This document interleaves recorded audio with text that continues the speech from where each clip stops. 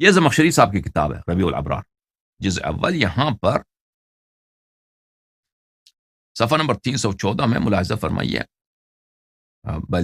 بلکہ 315 میں، کان الرشید یقول لموسیٰ بن جعفر، موسیٰ الکاظم الجعفر، رشید یعنی ہارون، یہ ہارون کے متعلق اس نے نقل کیا کہ ہارون نے حضرت موسیٰ بن جعفر علیہ السلام سے عرض کیا، یا ابا الحسن خذ فدک حتی اردہا علیک، عرض کیا کہ اے ابا الحسن علیہ السلام، فدک آپ لینا. ابو الحسن جو ہے نا کنیا ہے امیر المؤمنین علیہ السلام کا، کنیا ہے امام کاظم علیہ السلام کا، کنیا ہے حضرت امام رضا علیہ السلام کا، یہاں کا کنیا ہے حضرت امام ہادی علیہ السلام کا، اور ظاہراً حضرت امام زین العابدین علیہ السلام کے کنیا میں سے بھی ایک کنیا ابو الحسن ہے. لیکن جب ہم ابو الحسن کہتے ہیں نا بغیر کسی قید کے، احادیث میں اس سے مراد کون ہوتا ہے؟ اس سے مراد حضرت امام کاظم علیہ السلام ہوتے ہیں. ابو الحسن الماضی بھی کہہ دیں وہی، ان سے وہی مراد ہوتا ہے. ابو الحسن الاول بھی کہہ دیں، ان سے بھی مراد کون ہوتا ہے؟ حضرت امام کاظم علیہ السلام ہوتا ہے. اچھا، فیعبا، تو وہ کہتے تھے کہ فدق آپ لے اٹھا کے لے جائیں، تو امام علیہ السلام ابا کرتے تھے، قبول نہیں کرتے تھے. حتی الح علیہ، پھر اس نے اصرار کیا کہ فدق آپ لے لیں، ہم فدق آپ کو دے دیتے ہیں، آپ لے لیں فدق کو. فقال لا آخذها الا بحدودها، تو امام علیہ السلام نے فرمایا کہ میں فدق کو نہیں لیتا مگر کہ تم پورا اس کے حدود کے مطابق مجھے دے دو.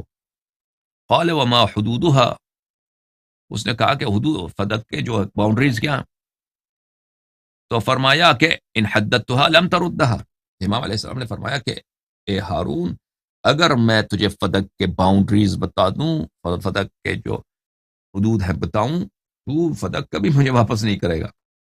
تو اس نے کہا بحق جدک الا فعلت، اس نے کہا کہ تجھے تیرے جد کا واسطہ ہے، تو مجھے بتا، آپ مجھے بتا دیں کہ فدق کے باؤنڈریز کیا ہیں.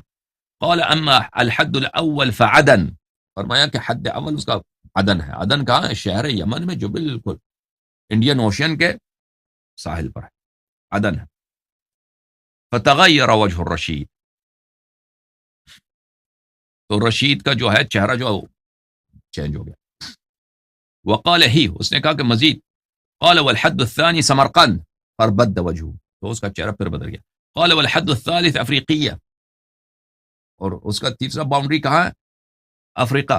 فسود وجهه، اس کا چہرہ بس اب تو پہلے تو چہرہ اس کا خاکستر ہو گیا تھا، گرے ہو گیا، اب چہرہ اس کا بالکل سیاہ ہو گیا ہارون کا. اس نے کہا مزید بتائیں. فرمایا والرابع سیف البحر مما یلی الخضر وارمینیہ، اور کہا چوتھی باؤنڈری کیا ہے؟ کیسپین سی، کیسپین سی. قال الرشید فلم يبقى لنا شيء، بلے فتحوا فی مجلسی، ہارون نے کہا تو پھر ہماری بادشاہت کے لیے تو کچھ بچا نہیں، پھر آپ آ کے ہمارے تخت پہ ہی بیٹھ جائیں. تو اس نے کہا قد علمتک، انہوں نے فرمایا قد علمتک انی ان حددتها لم تردها، تو امام علیہ السلام نے فرمایا کہ میں نے آپ سے کہا تھا کہ اگر میں بتاؤں کہ فدق کے حدود کہاں ہیں تو آپ مجھے واپس نہیں کریں گے.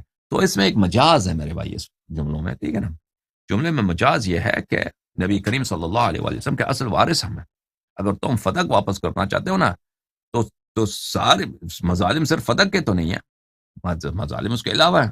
یہ جتنے علاقے فتح ہوئے ہیں، جتنے علاقے ہیں لوگوں نے چھوڑ دیے ہیں، وہ خود راضی ہو گئے، تسلیم ہو گئے، وہ سب واپس کرو، کیونکہ فدق کا جو حکم ہے وہ آیا ہے سورہ حشر کی، وما افاء اللہ علی رسولہ منہم فما اوجفتم علیہ من خیل ولا رکاب، کہ اللہ تعالیٰ نے اس کو بخش دیا ہے کیونکہ وہاں پہ جنگ نہیں ہوئی. تو یہ علاقے بہت سارے علاقے ہیں جو جنگ کے بغیر مسلمانوں کو ملا ہے، وہ سب نبی کریم صلی اللہ علیہ وسلم کی ملکیت ہے، اور اس کے بعد کس کو ملے گا؟ اہل بیت علیہ السلام کو ملے گا. تو جو فدق کا جو رول ہے، فدق کا جو رول ہے اس کے دوسروں پہ بھی اپلائی ہوتا ہے. اس کے علاوہ جو فتوحات ہوئے ہیں جنگ کے ساتھ، ان میں بھی خمس جو ہے اہل بیت علیہ السلام کا حق ہے، خمس اس میں بھی اہل بیت علیہ السلام کا حق ہے، جو فتوحات ہوئے ہیں نا. اور جو جگہیں فتح ہو جاتی ہیں بغیر اذن پیغمبر، یہ بات یاد رکھیں کہ ایک جگہ فتح جنگ بھی ہو جائے نا، اگر جنگ ہو جائے، مسلمانوں نے اجازت نہیں لی تھی پیغمبر کی صلی اللہ علیہ وسلم، کسی مقام کو فتح کیا تھا، تو وہ اس میں سے غنیمت کچھ نہیں ملتا مسلمانوں کو، کیونکہ بغیر اجازت کے انہوں نے جنگ کی. وہ سب پیغمبر صلی اللہ علیہ وسلم کے ذاتی ملکیت بن جاتی ہے. ٹھیک ہے نا. تو یہ جتنی جنگیں ہوئی ہیں مسلمانوں نے فتح کیا یہ تو بغیر اذن کے ہوا ہے. کوئی اجازت نہیں تھی. ٹھیک ہے نا. تو یہ سب اہل بیت علیہ السلام کا حق ہے. سمجھ میں آئی نا بات آپ؟ فعند ذلك عزم على قتله واستكفى امره يحيى بن خالد. تو اس وقت تک کہ ہارون نے ارادہ کیا کہ اب میں ان کو قتل کر دوں گا. تو یحییٰ بن خالد کو حکم دیا کہ ان کے قتل کا اب